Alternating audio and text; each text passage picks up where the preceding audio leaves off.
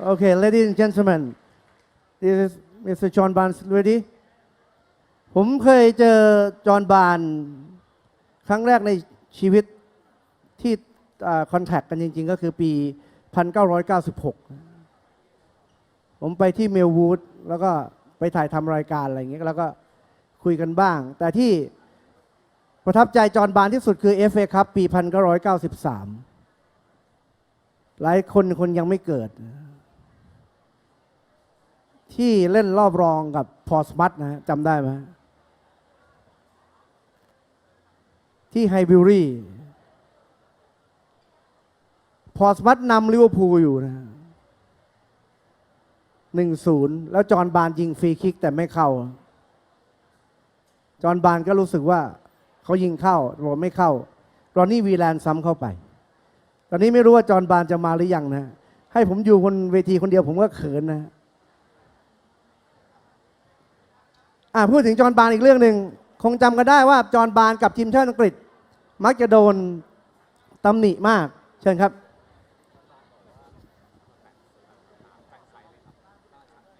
โอเคได้ครับโอเคได้ครับจอห์นบาร์นอย่างที่ทราบนะก็คือจริงๆแล้วมีเชื้อสายชาติอะไรทราบไหมฮะจาเมกานะคุณพ่อมาทำงานที่อังกฤษแล้วก็มาจากคิงสตันแล้วก็มาอยู่ที่ประเทศอังกฤษนะครับชื่อจริงๆคือจอห์นชาร์ลส์ไบรอันบาร์นส์นะนี่ผมก็ไม่ควรจะต้องมาพูดถึงประวัติอะไรเขามากมายนะเพราะว่าทุกท่านคงอยากจะฟังเขามากกว่าว่าเป็นอย่างไรบ้างเชิญครับ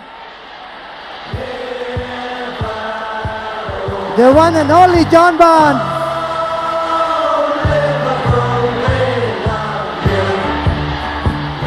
Nice to meet you My legend and all of us legend Okay Where's my mic? Where's his microphone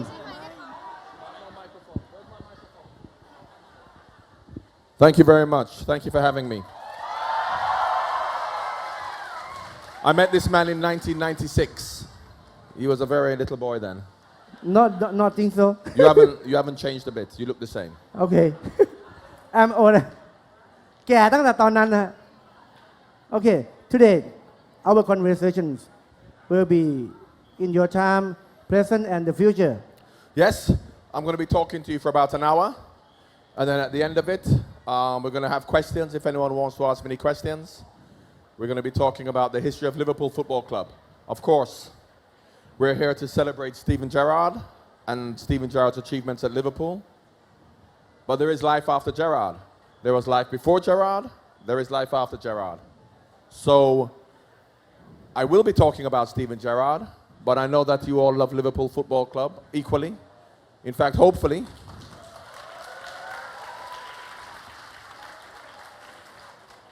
you love Liverpool Football Club more than you love Steven Gerrard, with a bit of luck.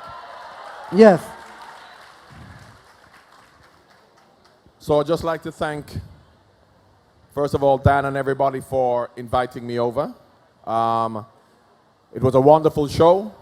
I'm going to get a copy of it, and I'm actually going to make sure that Steven Gerrard gets a copy of it, because I think it's important, not just for people back in England and not just for Liverpool Football Club, but it's important for Steven Gerrard to know how much he's loved in Thailand by the Thai football fans.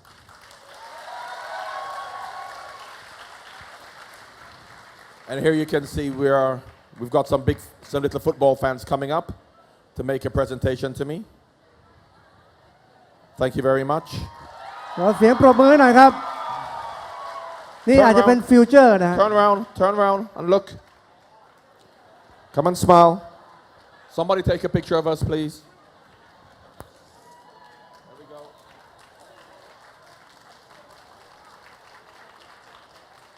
เดี๋ยวบาร์นส์จะพูดกับเราประมาณ1 ชั่วโมงนะ Thank you, Nono. Thank you ขอบคุณครับ Thanks, boys and girls. So what next Right, so you're going to interpret, yes? Yes Okay. I have to go to my country You have to go to your country. Yeah Where are you from? country in the booth Oh, the gantry. I thought you said Yeah. the country. I thought you were going to a different country. No This is my country. This is your country. Yes. So you're going to interpret from the booth. Yes. Yes? Yes. I will give you time to get there then. Will you be long? How long will it take you to It's get there? maybe 5 seconds? 10 seconds? 30. Okay, I'll wait for 30 seconds. Thank you. What do you want me to do for 30 seconds while we wait on you? Do Okay. you want me to sing? Rap. I said a hip, hop, a hippie, the hippie, dibby, hip, hip, hop, and it don't stop the... That's after, that's at the end. We're going to sing at the end. Right, so I'm going to be up here for about an hour, and then after I will walk amongst you. Sorry, I'm not Steven Gerrard. And in fact, when I was coming over, Dan, who invited me over, what he wanted me to do was he wanted me to wear, because Dan is in marketing. And you know, when you have people in marketing, they come up with these crazy ideas. So Dan said to me, why don't you wear the shirt you used to wear when you played for Liverpool? Has anybody ever seen me when I played for Liverpool? Has anybody seen a picture of me when I played for Liverpool? Was I this fat? So how am I going to wear a shirt from when I was 27 years old? Just because he's still slim, he wanted to do that. Right, so as with anything, the best place to start is at the beginning. Well, you don't know, but the history of Liverpool Football Club is very long. Liverpool are over 125 years old. But I can't go back that far. I wasn't that far. The Liverpool we know and the Liverpool we love, is he talking? Is he in the booth? Are you ready? Is he there? Okay. The Liverpool we know and the Liverpool we love started with a man, as far as I'm concerned, called Bill Shankly. Do we know about Bill Shankly? Bill Shankly is the greatest Liverpool hero of all time. The biggest legend Liverpool has ever had. Ever. Bill Shankly. Maybe, and you see a lot of young people here who are talking about Steven Gerrard and love Steven Gerrard. When you are old, you will be talking about Steven Gerrard in the next 30, 40 years, but your children will be talking about whoever the new star is. Bill Shankly is there forever, as Steven Gerrard will be there forever as well. Bill Shankly came to Liverpool, and they were in the second division. Everton, I'm only joking, don't do that. That's not good for you youngsters. I don't mind Everton. Everton were the bigger club in Liverpool. Well, Bill Shankly came, he made Liverpool what they were. They won the first cup final in '65, and he created this philosophy about Liverpool. So when people talk about the Liverpool philosophy and the Liverpool way, and everybody talks about the Liverpool philosophy, the Liverpool way, they're talking about Bill Shankly and what he started, the Liverpool way. Now, Bill Shankly spoke about the relationship between the players, the club, the community, and the Liverpool family. That is his most important legacy. Who are the Liverpool family? The Liverpool family is not just the players. It is not just the directors. It is not just the owners. It is not just the fans who live in Liverpool. Now, you are all part of the Liverpool family. It doesn't matter where you're from. And what I say all the time, and Bill Shankly would have agreed with me, it is very easy to support Liverpool Football Club when you live 2 miles from Anfield, because you can go to the stadium all the time. How difficult is it to support Liverpool Football Club when I should imagine the majority of you would never even get a chance to go and watch them play, but you love them as passionately and as much as the Liverpool fans who live 2 miles away. That for me is more important, and that for me should be applauded.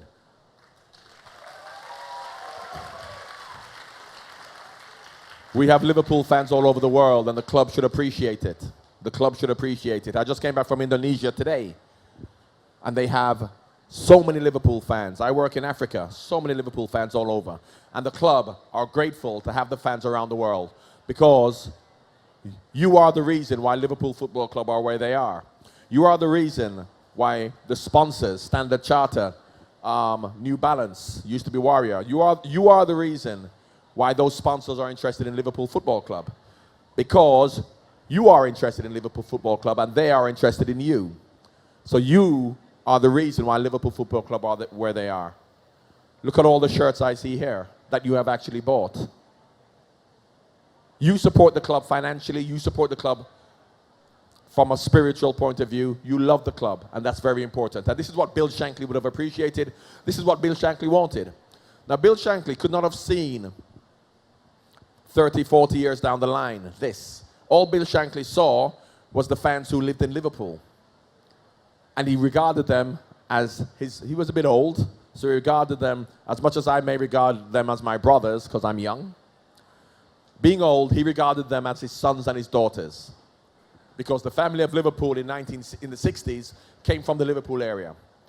Whereas now, Liverpool fans come from all over the world, and it doesn't matter what color you are, it doesn't matter what language you speak the language of Liverpool Football Club. So we are all a family, and that's the most important thing. That is what Bill Shankly wanted.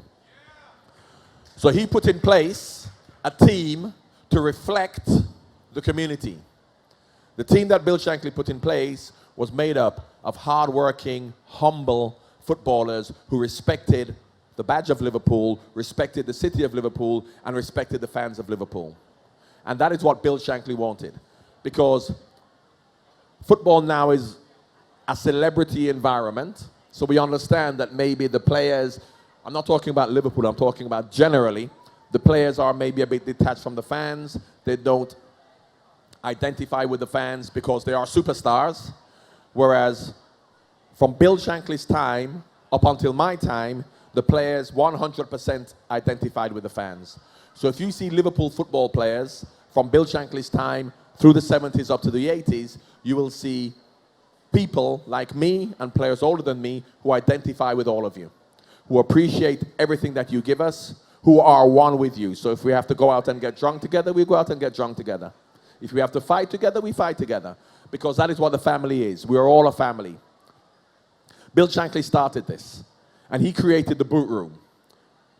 And the boot room comprised of Bill Shankly at the top, and then you had Bob Paisley, Joe Fagan, Ronnie Moran, Roy Evans.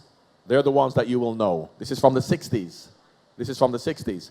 So in 1974, when Bill Shankly then retired after the FA Cup final against Newcastle where they won 3-0, everyone thought that that would have been the end of Liverpool's dominance, because the great man, Bill Shankly, who created this Liverpool legacy and this legend that is Bill Shankly retired, so what is going to happen to Liverpool?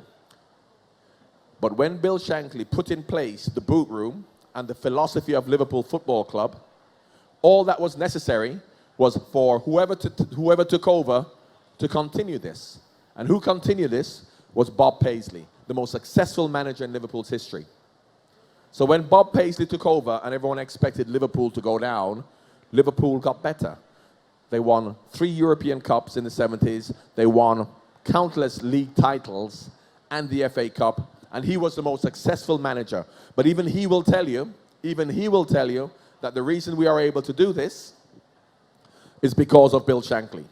So while Bob Paisley is the most decorated manager in Liverpool's history, he has enough respect for Bob Paisley to recognize that that Bill Shankly is the reason it happened.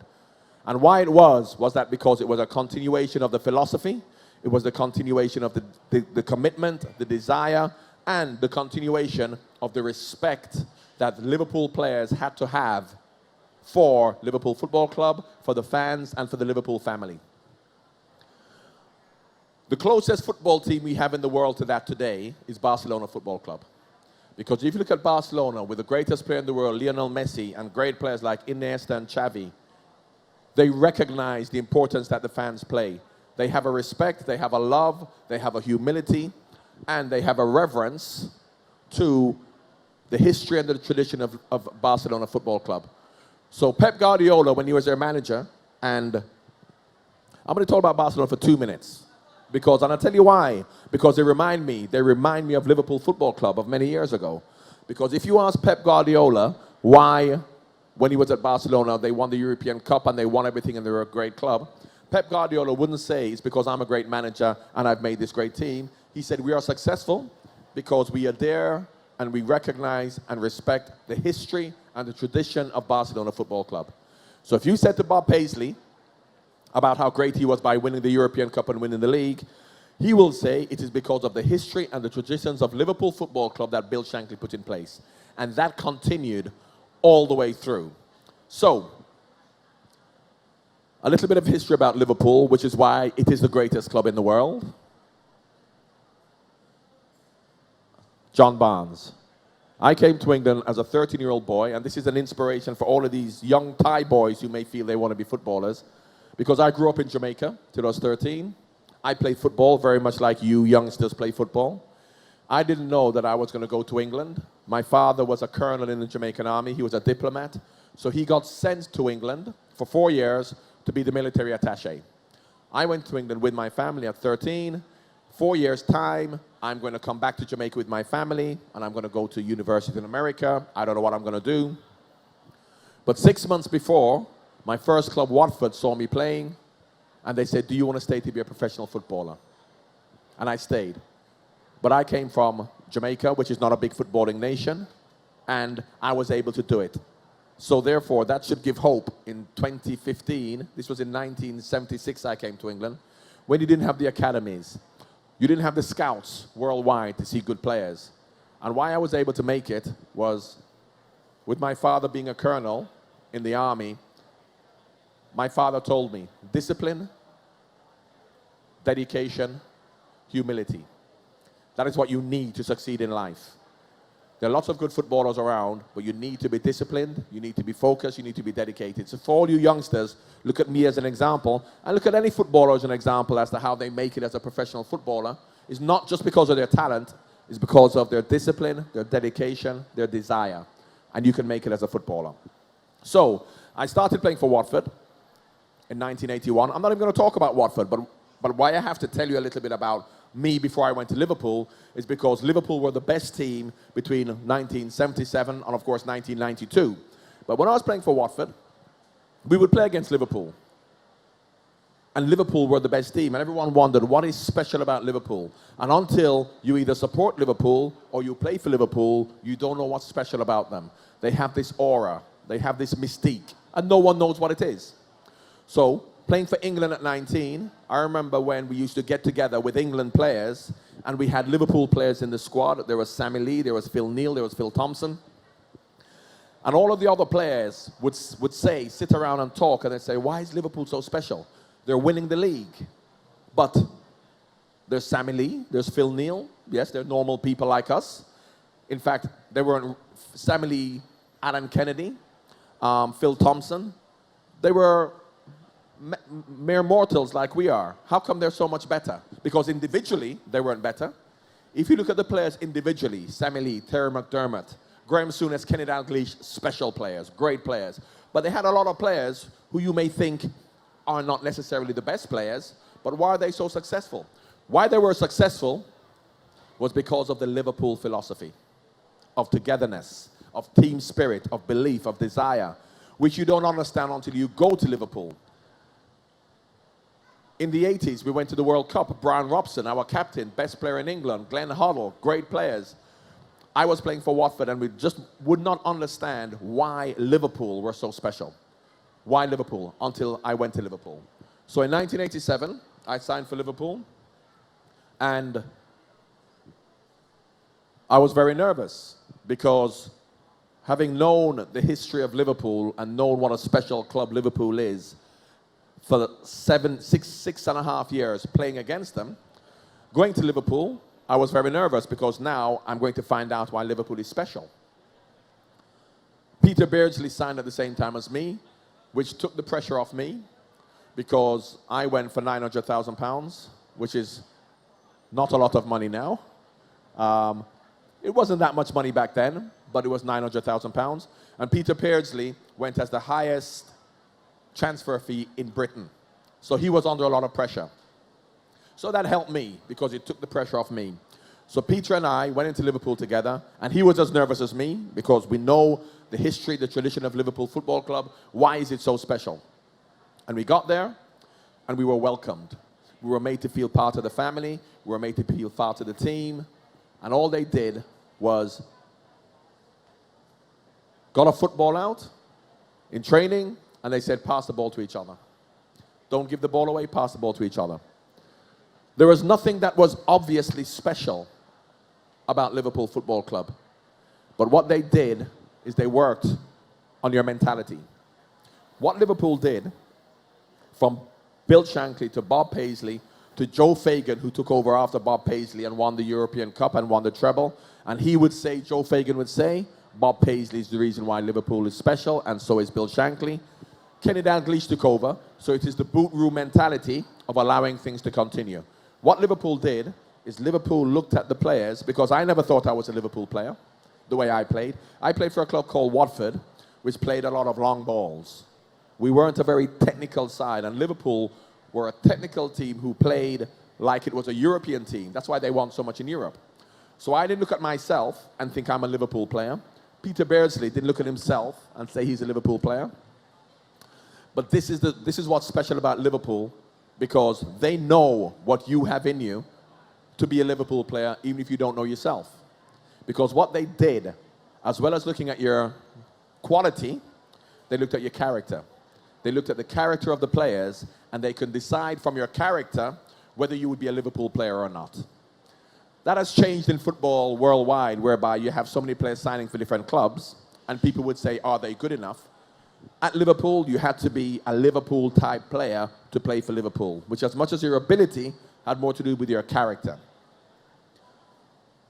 Just to give you an example of the character necessary to play for Liverpool back then, even now, you look at football teams now and football coaches now, and they've got their clipboard, and they have their tactics, and they say to the players, you do this, and players, they go out, and they do it. If things aren't going well on a football field, now, you see the players look to the bench, and they don't know what to do, because the manager said, do this, tactics, you do this, you do this. Liverpool, they wanted players who could think for themselves. They wanted players of character who could change things without being told. Not only change things without being told. Ronnie Moran used to say it all the time. Ronnie Moran, great Liverpool coach, used to say, work it out for yourselves. Yeah? Work it out for yourselves. He would say, this is what I want you to do. Yes? Fine. He would also say, but if we are on the pitch and you decide to do something else because you think that's the right thing to do, you do it. He would give you that freedom to do it. Not only would he give you that freedom, he trusts you because he knows your character to do it. If it was the wrong decision, of course he's going to shout in your ear, but they like players who have that mentality to do it. Two of Liverpool's greatest heroes, well, definitely one, but from a playing perspective, both of them. Souness and Dalglish. Kenny Dalglish and Steven Gerrard, for me, the greatest players Liverpool have ever had. Graham Souness was a fantastic player. Never stayed at Liverpool long enough necessarily to become that legend, but he was a fantastic player. And at half-time, of course, because sometimes you're losing, sometimes the game's not going well, and that is when the manager comes in, and the manager will be telling players what to do. What Liverpool had back then were experienced players who had the mentality to do it themselves.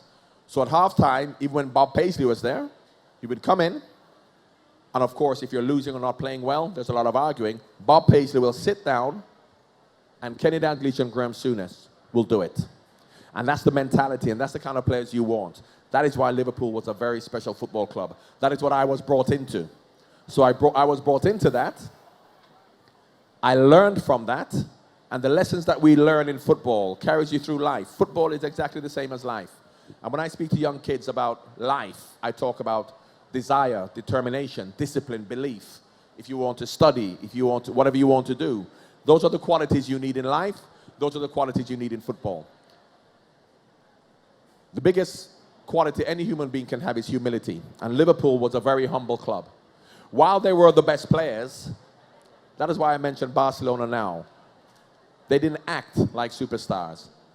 First of all, who's been to Liverpool? Who's been to Liverpool? If you know Scousers as a footballer, a Liverpool footballer, living in Liverpool, playing for Liverpool, you cannot have a bigger ego than the team. You cannot be a superstar. You cannot be boastful because the Scousers will cut you down to size. So you have to be a certain type of player to be humble to play for Liverpool, to respect the fans and respect the city. That's very important. So Liverpool, all the way through, Kenny Dalglish took over, and when Kenny Dalglish took over, he continued. Kenny didn't change anything. They bought players in, didn't change anything, and we continued to be successful. A lot of people have many different ideas as to why Liverpool went down. And when Kenny Dalglish left, a lot of people put it at that. And that was a turning point for Liverpool. Kenny Dalglish understood, believed in the values and the tradition of Liverpool Football Club, and he kept them going. When he left, the Premier League came in after Kenny left, and he went to Blackburn, and the Premier League changed things. The Premier League, because of the media attention, television, the whole celebrity lifestyle that football then started to adopt, changed the values of football, and it changed the values of Liverpool Football Club. Because then players became superstars. Players lost touch with the fans. Players didn't identify with the fans. This had to do with the Premier League, not Liverpool Football Club. It just had to do with, this is now the nature of football in England. And Liverpool went along with that. Graham Souness came to Liverpool, and as time goes on, things need changing. And Graham Souness was right to try and change certain things at Liverpool. For example, this is 1992, 93, and at the training ground, we didn't even have showers. Because Bill Shankly's philosophy was you go to Anfield, every day you're training at Melwood, which is not 5 miles from Anfield. But everybody drives their car to Anfield. You leave your car at Anfield. You all get on a bus together, and you get the bus to Melwood. That is where you have this camaraderie, this spirit, this togetherness. But of course, that's in the 60s, 70s, 80s. 1992, things are moving on. Clubs are now getting facilities at the training ground. So of course, Graham Souness says, well, now we're going to build a shower at the training ground. We're going to build where we can eat at the training ground. Before we used to eat at the ground. And this is things that needs doing because we are moving forward. What shouldn't change is the philosophy. The philosophy shouldn't change. But there was a lot of opposition to Graham trying to change things, and they felt he was trying to change things too fast, too soon. The most important thing for me when Liverpool went down was the players. Because Bill Shankly's philosophy always was, forget about everything else but what happens on the field. Forget about the stadium, forget about the training ground, forget about commercial activity, forget about building the brand. The most important thing is winning football matches. Now, as time goes on, as now, you can see that brand building is important, the commercialization of football is important, money is important, but Liverpool were slow to adopt that policy because of Bill Shankly's tradition of that's not important, what happens on the pitch is important.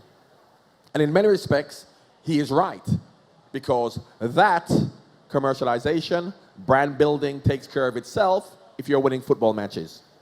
Now, Manchester United, when they weren't winning, were concentrating on building the brand of Manchester United. Then when they started to win, it came together quickly, and they were the richest club. Whereas Liverpool didn't concentrate on commercialization, brand building when they were successful.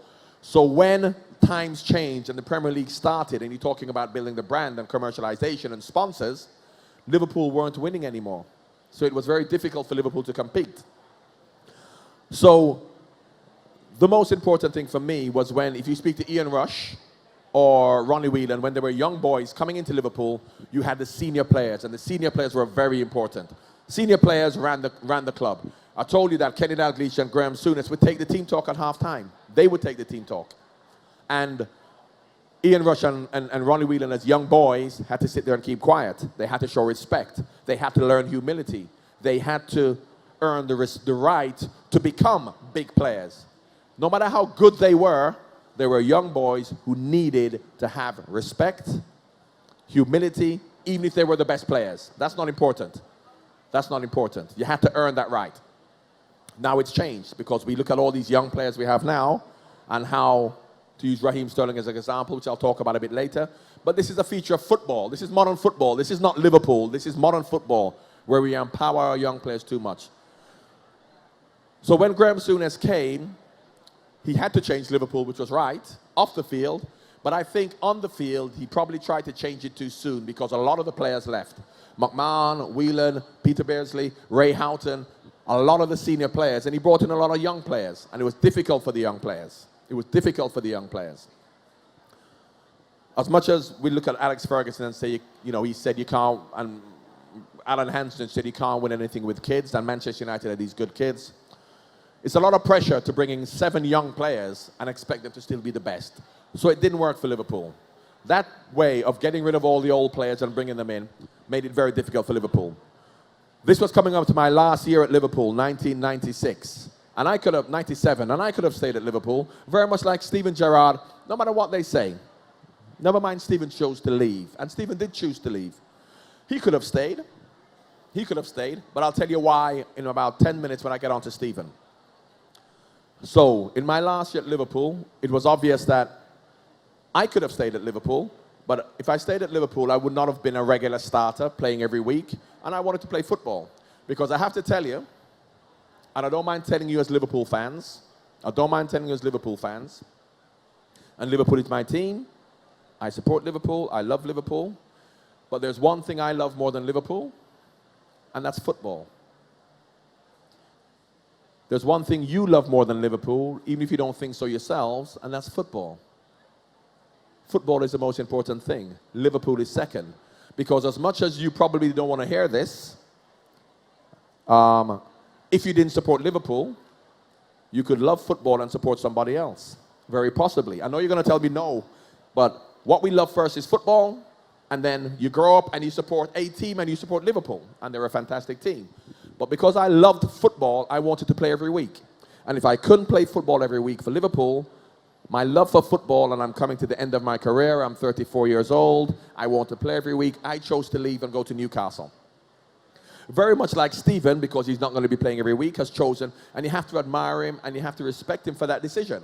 Because he could have stayed at Liverpool and been on the bench and played now and again, but because he loves football and his career is coming to an end, you want to play as much as you can, he's going to go and play every week in the LA Galaxy. So, probably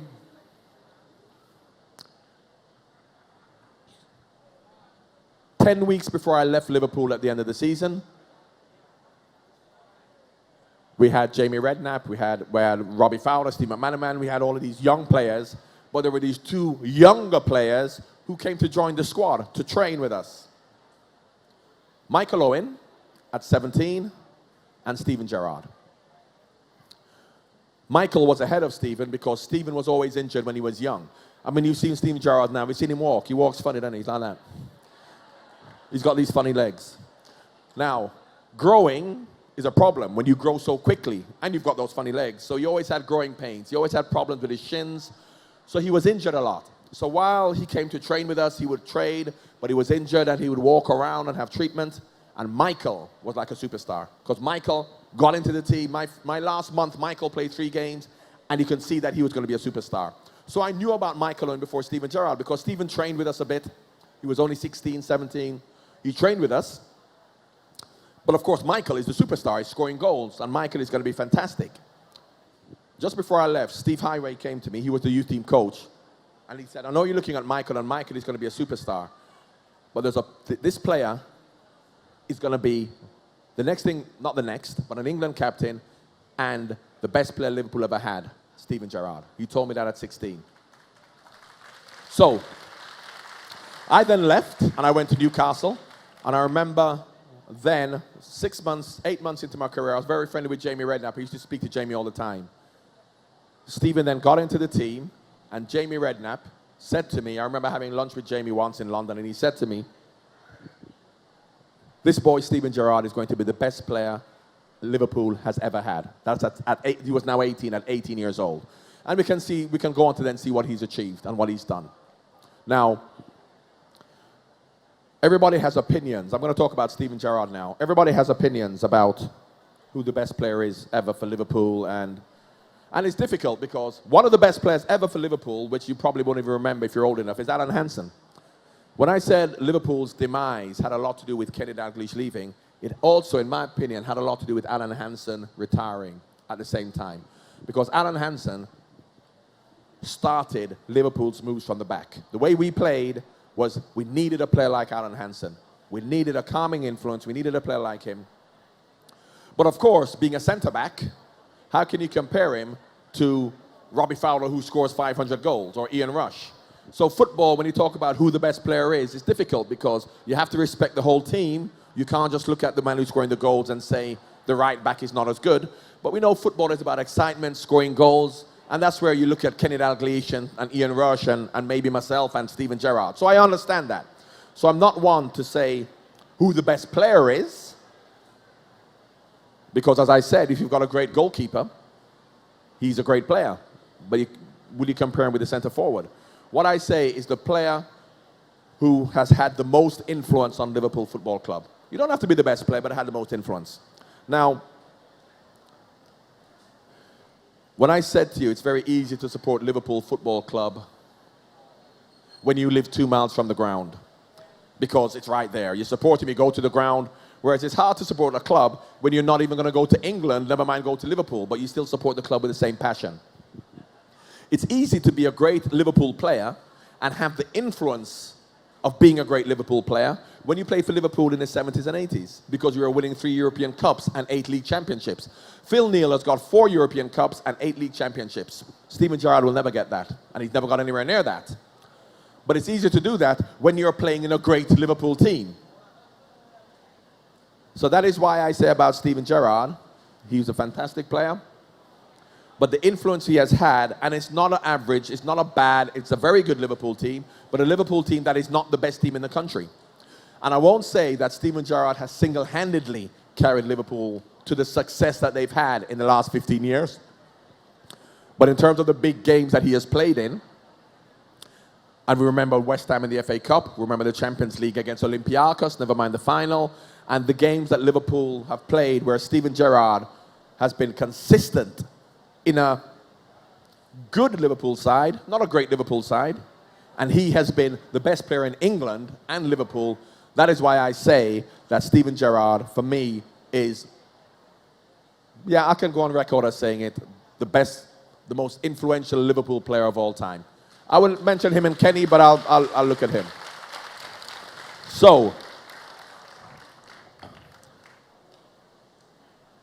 the integrity of Steven Gerrard is unquestioned.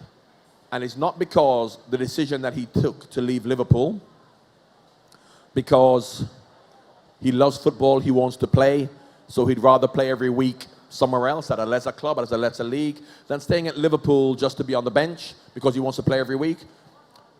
That integrity, for me, is good enough because he wants to play every week, so I accept that. But the integrity to stop playing for England, for me, is more significant. And I'll tell you why. Because I believe in the integrity of football. The integrity of football means that if you are the best, you should be rewarded as the best. If you are the best, you should play more games than anybody else. You should be paid more than anybody else. The most capped player for England is David Beckham. And I don't believe that he should be the most capped player in England because I don't think that he earned all of those caps. Because if you look at what happened in England in the last, probably for the last 15 of David Beckham's caps, he was given those caps for marketing purposes. Coming on for the last 5 minutes, he got a cap. Then he's the most capped player in England's history. Most capped outfield player. Peter Shilton is, but he's the most capped outfield player. Now, because I believe in the integrity of football, I believe that that was wrong to do just for PR purposes. I believe that's wrong. I believe that if you are the best or you earn the right, from a playing perspective, that's what you should do, not from a marketing or PR perspective. So, World Cup, just gone. Steven Gerrard now has 114 caps, or whatever he has. Steven Gerrard has earned every one of those 114 caps. Every one. Steven Gerrard still is the England captain. He's not a substitute. He's the England captain. On his last cap for England, he was the first name on the team sheet, and he was the most important player, himself and Wayne Rooney. So he has earned every one of them. Now, the new season starts. Steven Gerrard would still have been worth another 5 caps. Being the captain, starting every game for the last 10 years. He could have said, I'm going to still play for 1 more year because he is worthy of playing for 1 more year. And in that 1 year, he could have got 5 or 6 caps, which would mean he would overtake David Beckham and be the most capped player in England's history. Now, when you talk about a legacy, of course, Wayne Rooney could go on to beat that because he's still young enough. However, he would have been the most capped player, and he would have been deserving of being the most capped player in England's history, Steven Gerrard. But Steven, because he believes in the integrity of football more than himself, decided that for the good of Liverpool, for the good of himself, maybe for the good of England, he's now going to retire from England. When he could have been selfish, and he could have said that I'm going to play for 4 more games to be the most capped player. But for Steven Gerrard, that's not important. What's important is the integrity of football, not himself.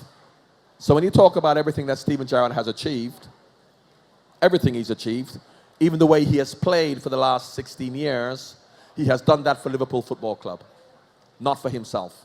He has been selfless in his cause to try and help Liverpool.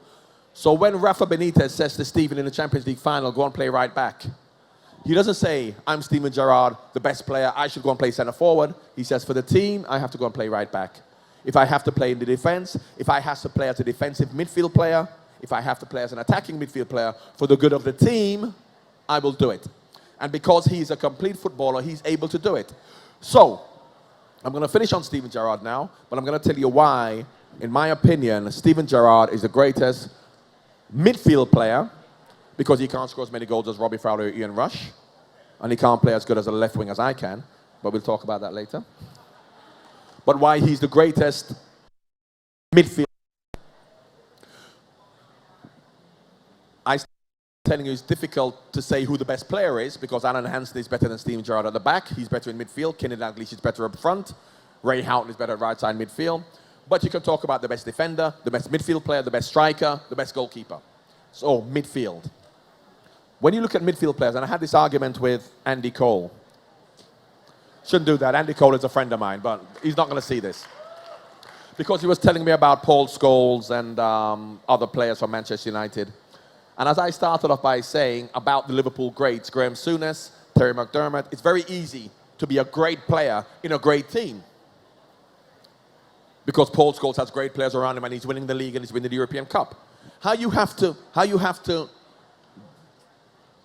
decipher who you think the best player is in midfield, for example.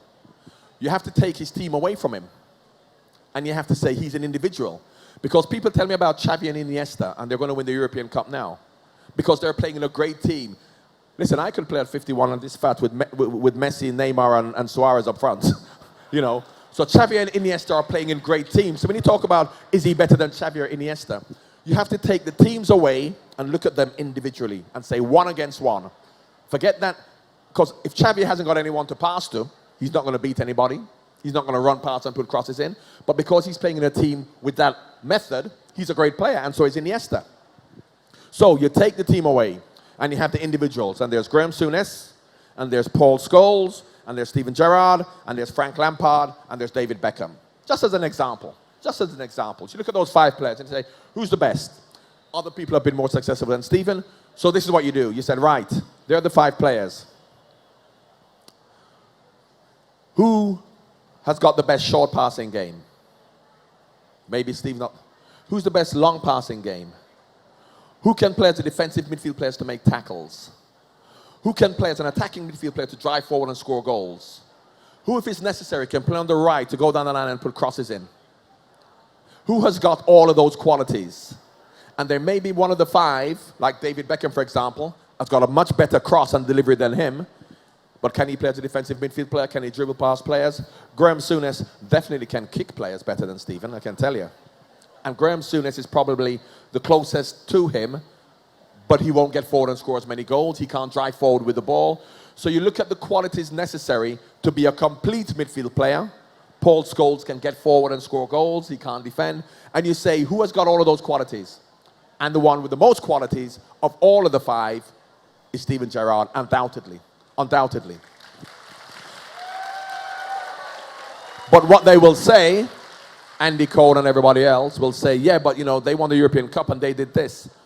But Steven hasn't done that. But we're not talking about who's been the most successful. We talk about who is the best. And the best doesn't mean George Best. If you ever heard of George Best, one of the top 10 greatest players in the world ever, never even been to a World Cup. So it's not important what you've won in a team if you want to then judge players individually. So that's where Stephen, for me, is above everybody else. So, I'm going to, 15 minutes before we get into the questions, because I think Dan is looking at me saying I'm going on for too long. Life after Steven Gerrard. I think you can gather from what I've been saying and the way I've been speaking about Steven, in the glowing terms I've been speaking about him, that he's my favorite player, Liverpool player of all time. He's been the most influential player of all time. And it's wonderful to see how much you love and appreciate him. But I started off by saying that there is something much more important. There is something 1,000,000 times more important than Steven Gerrard, and that's Liverpool Football Club. Because before Steven Gerrard, there was Billy Little, Kevin Keegan, Kenny Dalglish, Ian Rush, other players, and now there's Steven, and now Steven's not there anymore. As a lot of people are, I'm not there anymore either. Like a lot of people aren't there anymore. But what is still here? Liverpool Football Club. It was here before, it's here now, and it'll be here long after. So what we have to do after tonight is we have to forget Steven Gerrard, and we have to look forward to the future of Liverpool Football Club. And how are we going to do that? If we love the club and we want them to win, unfortunately, and this is another reason why I think that it's probably best if Steve's not out of the club anymore, because if Steven had stayed at the club, if he played or even if he was on the bench, if the team's not doing well, and there's no guarantee that we are, the focus would still be on Steven Gerrard. We would still say, we wish we had Steven. Steven should be on the pitch. Steven, and we focus on Steven. We now have to forget about that, and we have to look forward to the future. This is the most crucial time for me in Liverpool's football history. The most crucial time from a fan perspective. From a fan perspective. Because Liverpool Football Club will never need their fans, or have never needed their fans in the past as much as they're going to need them now. They're going to need them now. Because while we may not have been successful in the last, apart from the Champions League in 2005, remember that? Or 6, whenever it was. Although we've not been successful, what have we had? We've had Fernando Torres. We've had Steven Gerrard. We've had Luis Suarez. So we have had something to cheer about. We've had something that's given us joy. We're hoping to get that again next season. But if we're realistic, we're not going to get Messi. We're not going to get Ronaldo. We're not going to get players like that. We won't have Suarez. We won't have Gerrard. We won't have Torres. So where are we going to get our love for the club, our passion, our hope from? We have to get it from the team. Knowing that we're not necessarily going to have superstars in the team like Steven Gerrard who's going to give us that hope. So what do? Do we complain or do we moan because we haven't got them and we can't get them and other clubs are getting better players? They may possibly. This is why we need the fans to support us, because what Bill Shankly said all those years ago is if you can't support us when we're losing and drawing, don't support us when we're winning. Do not support us when we're winning. I'm talking about a principle of football. Liverpool fans have been disappointed in the last couple of years. How disappointed were they last year? How disappointed were they when they finished second? Do you think you're more disappointed than Rochdale fans or Crewe Alexandra fans? 3,000 people turn up to the stadium, bottom of the league, can't even win a game, and they're there every week supporting their team, and their team is crap. But they support them. How much joy have we had from Liverpool over the years? How much joy have we had from Liverpool even this year and last year? Yes, we're disappointed. Maybe we have to take 2 steps back to go forward. And the way we're going to go forward is with the fans. If we can say we're going to get better players, but we're talking about as we stand now 1 week after the season's finished, we haven't signed any players. We've lost Steven Gerrard. Is Daniel Sturridge going to be fit? We don't know. So how are we going to go into this season with any hope that we're going to improve? How we're going to do it is the same hope, maybe a little bit of belief, but more than belief, there was hope when we were 3-0 down to AC Milan. How did we come back? Because of the fans. Because of the hope and the support that the fans gave. That's what we have to do. I think we're going to lose Raheem Sterling. Raheem Sterling should stay at Liverpool Football Club for his career, because in my opinion, Raheem Sterling is not ready to leave Liverpool Football Club to be judged week in, week out as a £50 million player. We allow him to be inconsistent because he's young, he's been playing for 2 years. Maybe when he's 23, 24, and he's had 5 years of showing consistency, then if he wants to go and be judged every single week as a £50 million player, fine. I don't think he's ready for that, because he has shown inconsistency, which is understandable. He's young, so you're going to be inconsistent.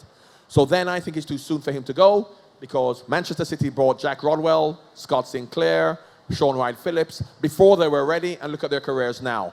But he has to make that decision. That's the first thing. Professionally, for his career, he should stay. Secondly, if he wants to go, he should go. We should sell him. Because you want players who want to play for Liverpool. That's what you want. You want players who has the humility and the respect to see something that's greater than them, which is Liverpool Football Club and the fans of Liverpool Football Club. That's the player you want. Now, the fans play a big part in this, because the fans, in my opinion, football fans generally, we overemphasize the importance of individual players. And once you do that and you set those so-called superstar players above their teammates, that is not a recipe for success.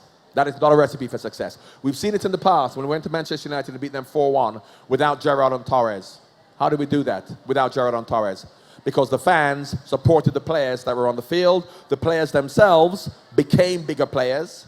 And that's what's going to happen to Liverpool Football Club. Because without Gerrard, without Suarez, if Daniel Sturridge is injured, we're going to have to give the respect to Jordan Henderson, who's going to be the next captain, Adam Lallana, Coutinho, whoever the players are. We have to give them their head, and we have to show them that respect, and we have to show them that love. And they can deliver. And they can deliver. They're still young. So with young players, you have to support them. Because we can see how Emre Can, for example, has turned it around. Emre Can, when he started, wasn't doing particularly well, but the fans still supported him, and look how well he's doing now. He's going to play in midfield, in my opinion. He should, alongside Jordan Henderson. So, the future of Liverpool is not going to be about the individual players that it always was. Souness, Dalglish, Rush, Barnes, Fowler, great players, and we're scoring and we're winning. So, if we don't have them, it doesn't mean that we can't win. We have to look for different solutions. The solutions has to be togetherness, desire, determination, support from the fans, because they're all good players. And if we give them that support, they can be successful.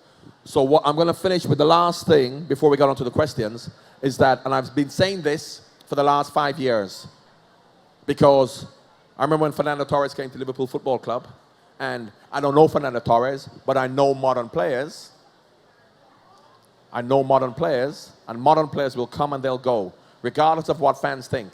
And the fans love Fernando Torres. They love Fernando and sang his name. And in fact, my son was born when he scored two goals against Chelsea. I wasn't at the birth. I should have been at the birth. He was premature. I would have been there. For all the women who now hate me, I would have been there, but he came early. And I was live on television. Fernando Torres just scored his second against Chelsea when we beat them in 2000. How old is my son? He's 5. 2009, whenever it was. And live on television, Richard Keys, the commentator, said, oh, John has to go now because this is live on television. Torres just scored his second goal. It's halftime because his son Alexander, and my son's name's Alexander, and we knew he was going to be called Alexander, was just born. And I stopped him and I said, Richard, his name's not going to be Alexander. His name's going to be Fernando. Right? It was only a joke, however, and the Liverpool fans loved it. And they went, yay! Imagine now. They'd want to kill Fernando, wouldn't they, little Alexander? Because now they hate Fernando Torres. That's showbiz. So, and I said to Liverpool fans, don't make Fernando Torres feel more important than the club, because they did. That is why when he wanted to leave, he didn't look at himself and say, I'm playing badly. He blamed the team. He should have looked at himself. But the fans had to do with that, because the fans didn't say, Fernando, you're not trying, you're not playing well. What the fans said was, Fernando, it's not your fault. It's the rest of the team. It's the rest of the team. And I say, he will go. He left. Luis Suarez came. What did the fans say? Oh, he's different to Torres. He's different to Torres because he'll give 100%, which he does all the way to the end. But I say, he will go for whatever reason. Why I'm making these points? Raheem Sterling. Little Raheem's come to Liverpool. We love him. We say he's great. Raheem, you're the best. Raheem wants to go. So the most important thing is not to support the players, it's to support the club. And what happens is, by that I mean support the players when they're here. Support them, love them. Raheem, Louis, we love you. All of a sudden, you hear little noises. Well, you know, I may want to go. That's when it's time to say, we love you, thank you. Now it's time for you to go, if you don't want to be here. Because if you make them feel more important than the club, they will act more important than the club. They will act more important than the club.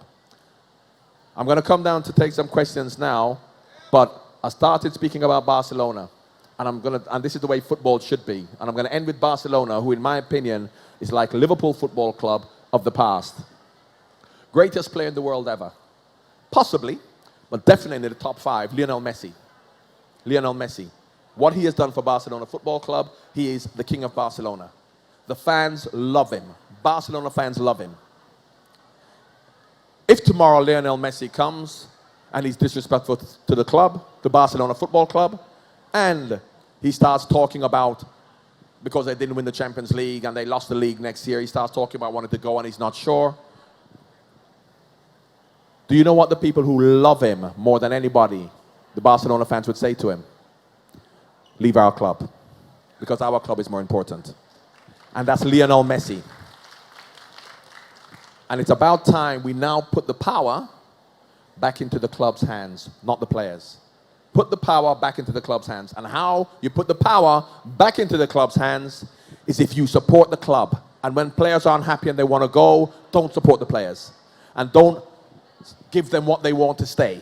And don't buy other players because they want other players to come. And this is the feature of modern football. When football players say, we want my team, I will stay at the club if you're going to win trophies. How I'm going to win trophies is this: we get better players. I'm their teammate. They're talking about getting players to replace me. And I have to play with him and support him. But the fans agree with them. Players don't talk about whether they should buy better players. Players don't talk about, I want to leave the club, and fans buy into that. Fans say, can you blame him for wanting to leave because he wants to go and win trophies? If that was the case, Brian Robson in the 80s would have left Manchester United, England's best player, England's captain. Why didn't he leave Manchester United when they weren't winning? Because he's loyal to his club and he wants to help them to win. He doesn't say, I'm going to go to another club to win trophies. He stays there. Players didn't leave big clubs to go to other big clubs. They showed loyalty to their clubs. Football has changed, which is what I understand, so we have to accept it. But the fans don't have to accept it. What the fans can say is, if you are the best player in the world and you're at our club, but you do not want to be here, and you don't want to play for us and your teammates, leave the club. Leave the club. Right. Thank you very much for having me. And now we're going to take some questions from the floor. So we have another mic, so don't be shy. Anybody who wants to ask any questions? This young lady has a mic. Right, here's a question. Speak loudly. You can speak in Thai or English. You know what? 1 second, 1 second. No, I'm not signing anything. No, I'm going to do them after. Because we have to allow the young lady to ask her a question. So everybody sit down. Okay. And then after the questions, I will sign. ทุกท่านนะครับรบกวนนั่งประ Right, จำที่ who's ก่อน got the นะ mic? Where's the girl with the mic? Who had the mic? All right. No, who's asking the question? โอเค Here he is. Stand up.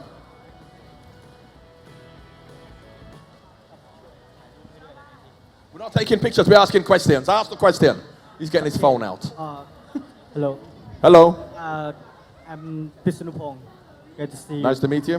พิษณุพงษ์นะฮะ I'm your translator Okay. And you played in the great team under Kenny Dalglish, but Liverpool cannot play in the European competition because the ban from UEFA at that time. I would like to ask you that, do you think your team that time, Right. Could have won the European Cup. yeah, Okay. can He asked me won? whether the team I played in could have won the European Cup because we were banned from Europe at the time. When ได้ people- แชมป์ Can you You want to translate? What?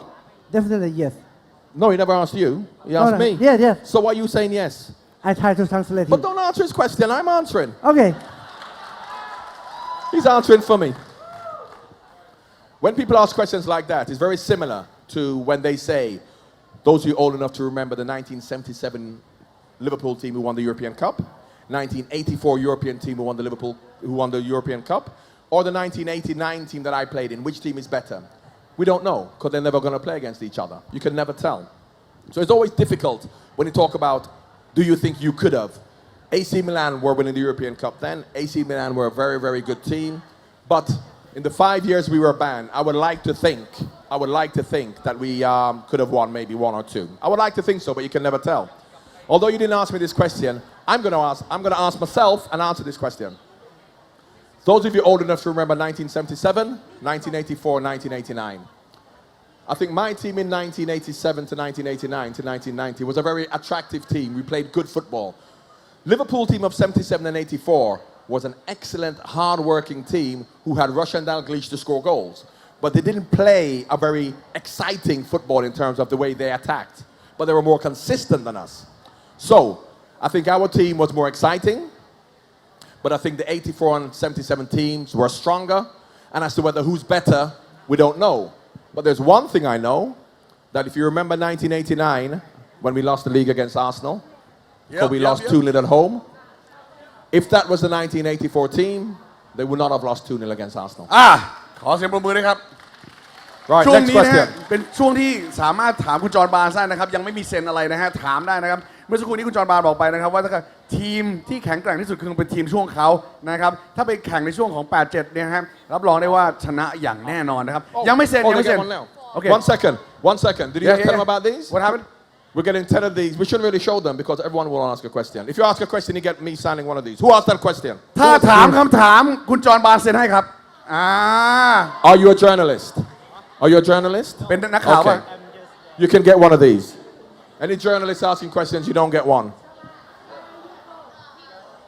โอเคคำถามต่อไปครับคำถามต่อไปครับขอมือครับขอมือครับ Right, here we go. Next question. next question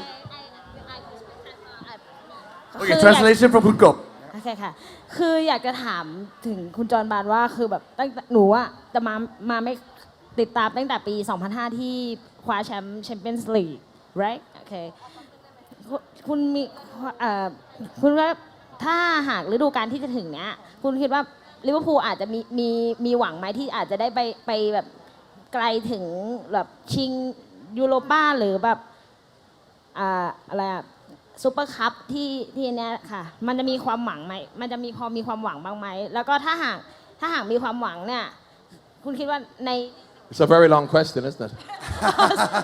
คือคิดแล้วโอเค I've got a flight tomorrow morning.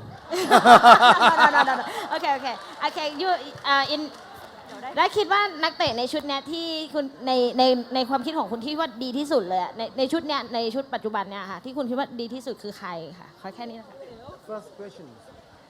First question, how many did she ask? they got two questions You're only Two getting questions. one of these. How many do you want?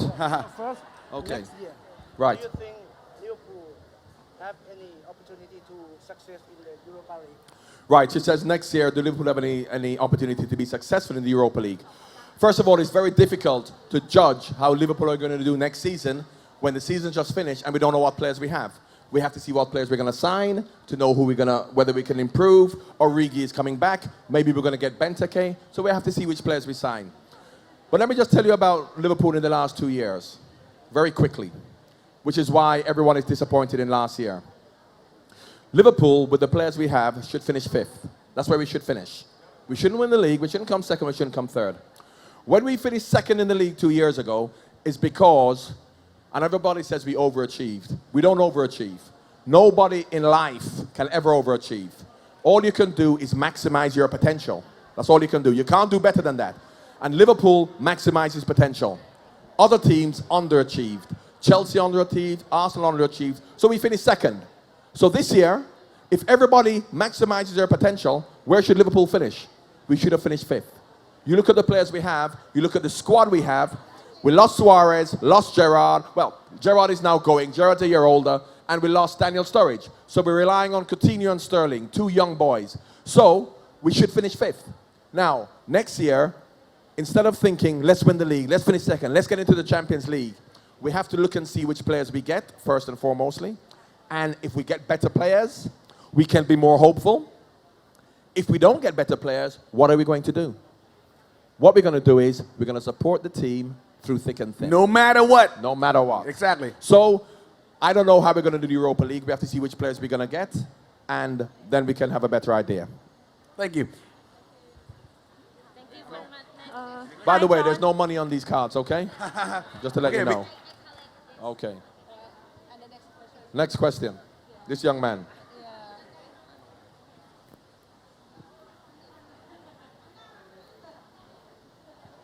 Okay, I am to tell you now, to be honest, I am an Arsenal fan, That's okay.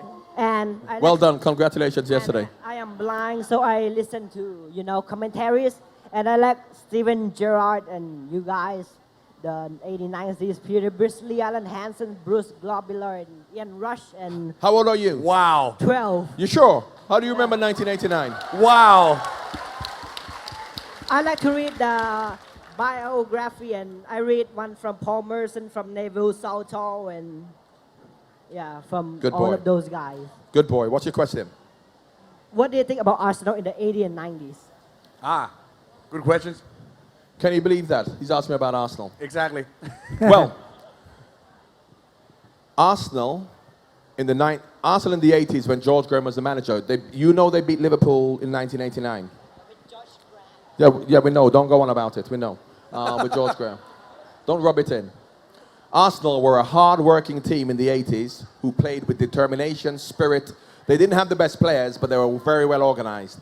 Arsene Wenger came to Arsenal and he changed Arsenal. He started playing in a much more attractive style, and he, for me, has been the biggest influence on the Premier League in terms of being at a club like Arsenal, changing the philosophy at Arsenal Football Club, getting the success that he's had at Arsenal Football Club, and resisting the urge to spend millions and millions. Arsenal should be an example to a lot of football clubs, because what football clubs do is when players demand money, Wayne Rooney did at Manchester United, at Manchester City, at Chelsea, they give it to them to stay. Arsene Wenger doesn't. Arsene Wenger says, you play for Arsenal if you want more money. And how many Arsenal players have left Arsenal because they want to go to Manchester City and make money, and Arsenal have continued to be competitive. So Arsenal is in England, Arsenal is my second favorite team. And congratulations yesterday. Can I have one last question? Not about Arsenal again this time, though. Do you like Brendan Rodgers? Yes. And let me tell you about Brendan Rodgers. There's not another manager in the world who could do better at Liverpool with the players he has at this moment than Brendan Rodgers. So when a lot of people are talking about Brendan Rodgers leaving, if Jose Mourinho came to Liverpool tomorrow and he had those same players that Liverpool have, Right. he's not going to win the league. Yep. Neither is Pep Guardiola. Neither, in my opinion, is Jurgen Klopp. If we had better players, and you saw when we had better players, a younger Steven Gerrard, a fit Daniel Sturridge, and Luis Suarez with better players, you saw how close we came, and we still didn't have the best players. So Brendan Rodgers, given better players, which comes down to money, and we're not spending that money, so you can't blame Brendan Rodgers. You can't blame the owners either, because they should not be spending the money to compete with people from Abu Dhabi or Qatar. It doesn't make sense. That's why the fans have to understand that we're not going to be able to get the best players, but we can still be successful. Thank you ขอเสียงปรบมือด้วยนะครับ ให้กับน้องนี่นะ Absolutely. Right, next question. มีด้านนี้ขอ คำถามไหนครับ Hi, John. Thanks Hello, for my love. coming. No problem. My question is about Steven Gerrard. Yes. So when he does return to Liverpool after he retired, what role do you want to see him in, and how soon do you want to see him in that role? Well, first of all, we don't know whether he's coming back after he retires. We don't know what role is going to be available. We don't even know if he wants to come back. How do we know? Has Steven said that he wants to be a coach, a manager, an ambassador? We don't know. And what I said at the start, at the end, is that you are still thinking about Steven Gerrard. And if you are now thinking, what role does Steven Gerrard play, you won't be focused on supporting the club, because next season, when we're not playing well, possibly, you're going to think, well, when is Steven Gerrard coming back? Steven Gerrard, as a Liverpool legend, will always have a place at Liverpool Football Club. In what capacity, we don't know. But, and of course, he still loves Liverpool. He will still have Liverpool in his heart. He will still be an ambassador for Liverpool Football Club, even though he's not there. But that's the only active role he may have if he chooses to come back, or if the club want him to come back. I can't really say at this time. Here you go. You can get one of these credit card thingies. There you go, my love. Yes, little one, what's happening? Do you think Steven Gerrard can be manager of Liverpool or not? Well, I don't know. First of all, because you're a great player doesn't mean you'll be a great manager. Jose Mourinho never played football. And look at what a great manager he is. So as to whether Steven can be a manager at Liverpool, I don't know. I don't know whether Steven wants to be a manager. I don't know his abilities as a manager because he's never managed. What I do know is he loves Liverpool Football Club. He will be given time. He will be given support. And Steven understands football. So I'm sure he could be. But as to whether he's going to be, only time will tell. Thank you. so next คำถาม Right. Little man, what's happening? How proud you do when you play with Liverpool? Say that again? How proud when you play with Liverpool? How proud am I to play for Liverpool? Yes. Well, listen, I think that if you look at, and I started off by talking about when I played for Watford, and I was speaking about when I played for England, and the England players would talk about what makes Liverpool special, and everybody was wondering why Liverpool was such a special club and how great a club Liverpool is, without really knowing why. And I understood why it was when I went. And not just in terms of the pride to play for a big club like Liverpool, one of the best in Europe, one of the best in the world. It's more to do, in my opinion, why I feel proud to play for a club like Liverpool, of which is Liverpool, is because of the philosophy of the club. The philosophy of the club is the players, the managers, the fans, the Liverpool family are all one. And if you can have a football club with that philosophy, that should give anybody pride. So it's not so much that Liverpool Football Club have won all these trophies, so it's great to play for them. It's the history, the traditions, and the values that Liverpool Football Club hold that makes me proud to play for them.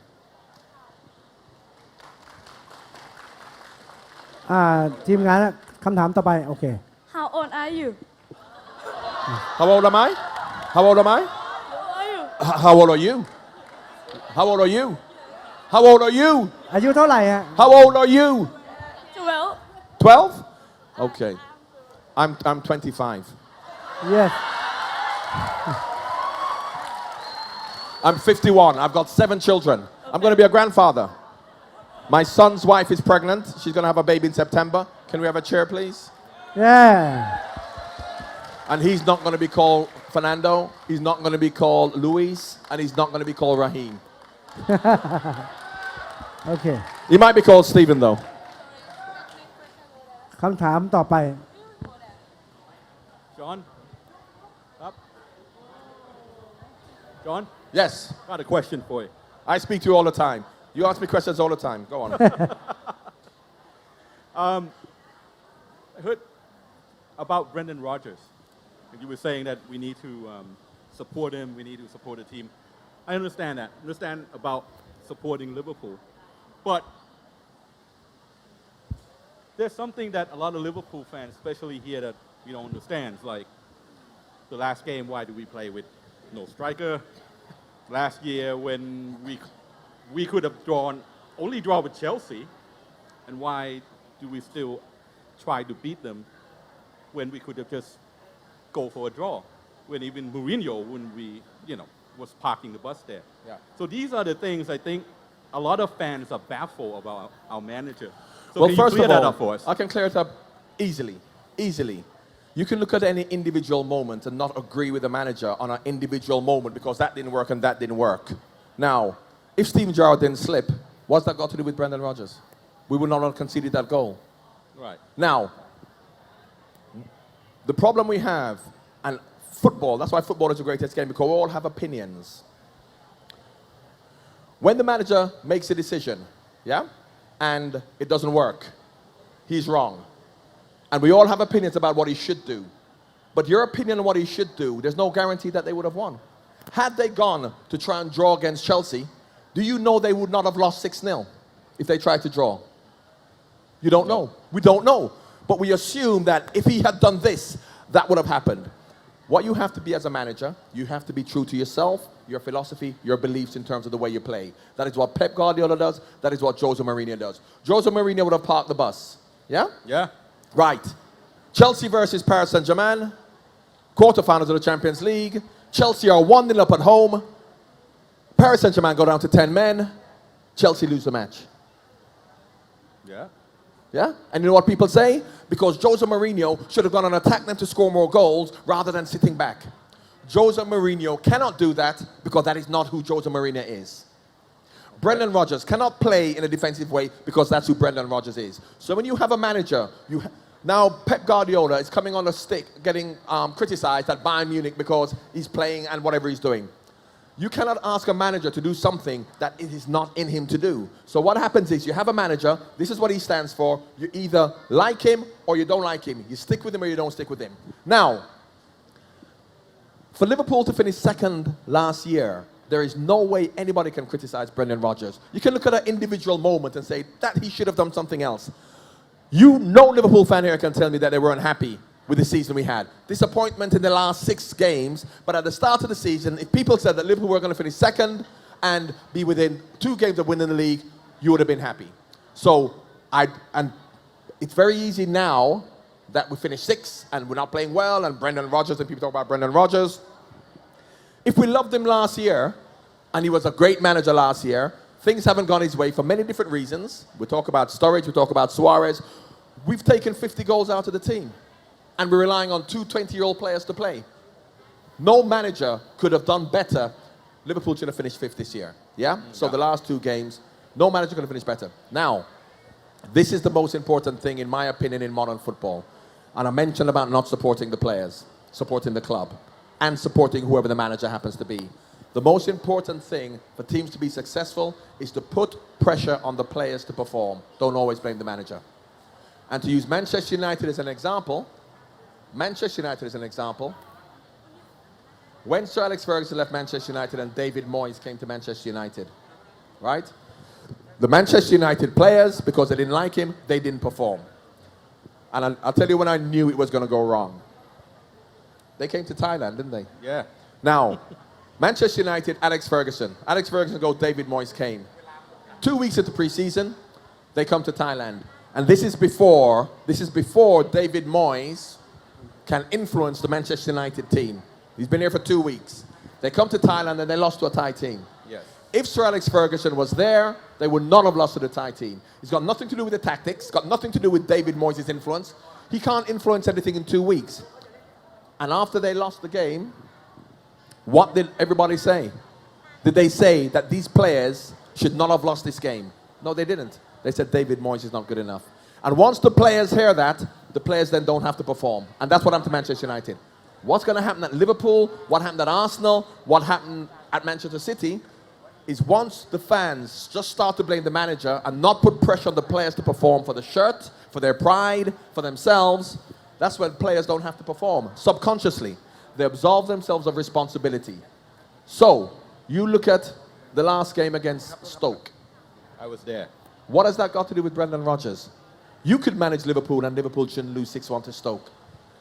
That is where the fans have to start putting pressure on the players to perform rather than just blaming the manager.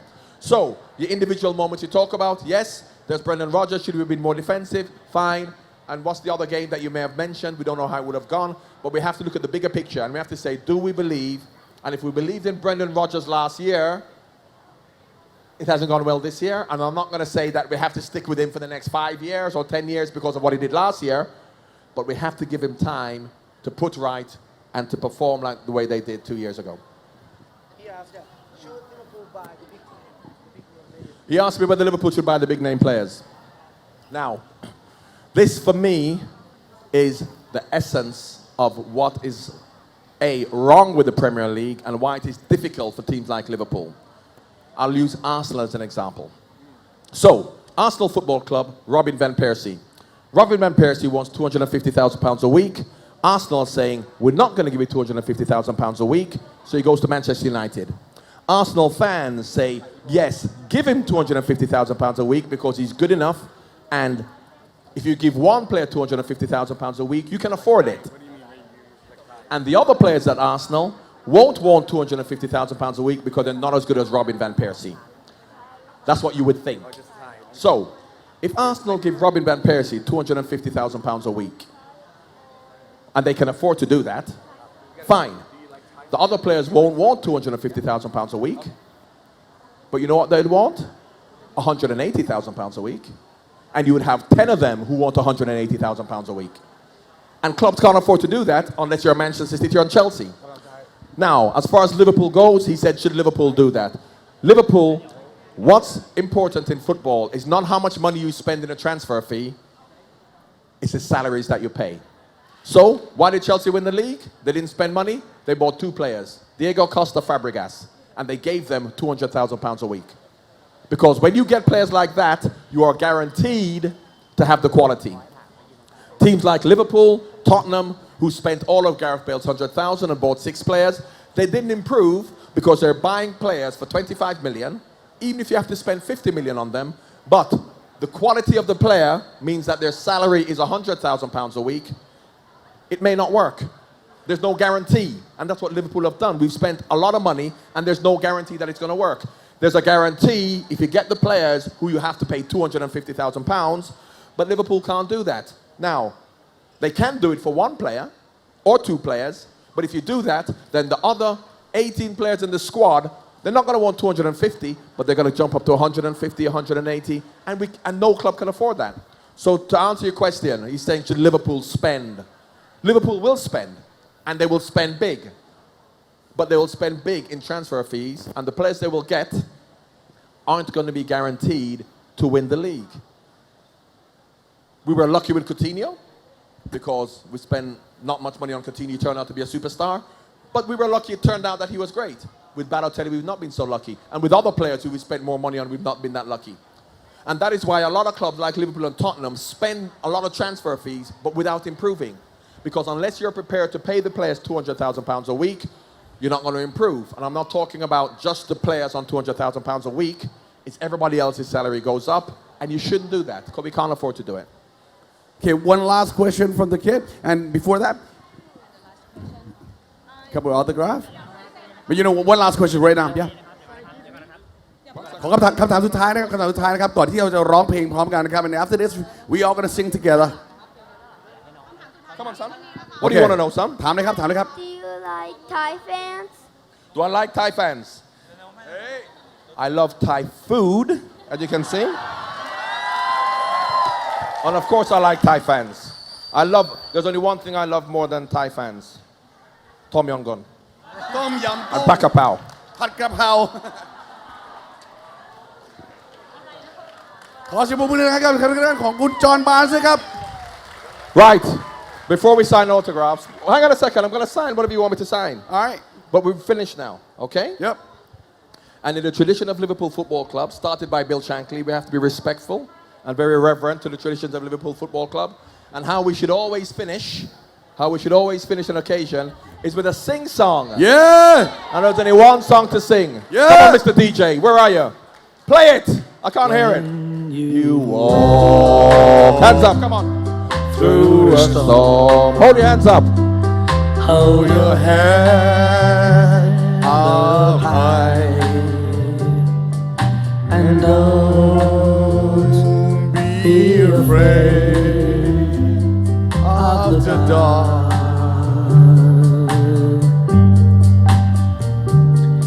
At the end of the storm, there's a golden sky and the sweet silver song of the lark. oh Walk on through the wind. Walk on through the rain. For your dreams be tossed and blown.